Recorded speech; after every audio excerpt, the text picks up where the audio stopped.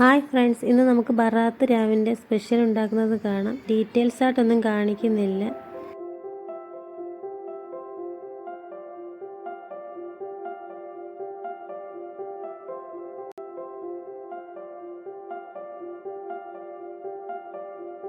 മസാല ഉണ്ടാക്കാൻ വേണ്ടി ഇഞ്ചി, വെളുത്തുള്ളി, പച്ചമുളക് മൂത്തതിന് ശേഷം സവാള, ക്യാരറ്റ്, ക്യാബേജ് എല്ലാം കൂടിയിട്ടൊന്ന് വഴറ്റിയെടുക്കുകയാണ്.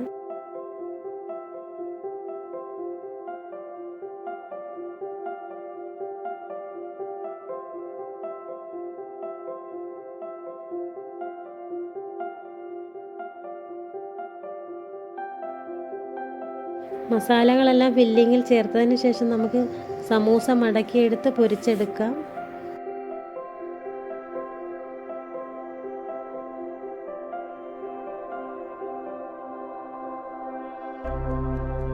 സമൂസ എല്ലാം നമ്മൾ പൊരിച്ച് മാറ്റിയിട്ടുണ്ട്.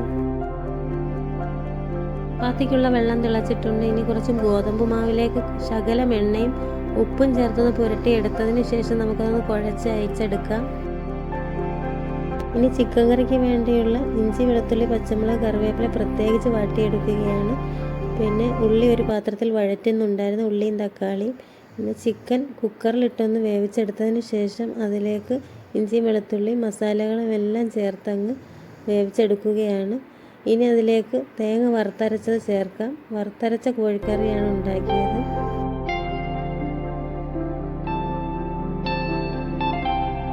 ബറാത്ത് സ്പെഷ്യൽ കുറച്ച് ബ്രഹ്മസല്ലി ഉണ്ടാക്കിയിട്ടുണ്ട്. അതിലേക്ക് മിൽക്ക് മെയ്ഡാണ് ചേർത്തത്.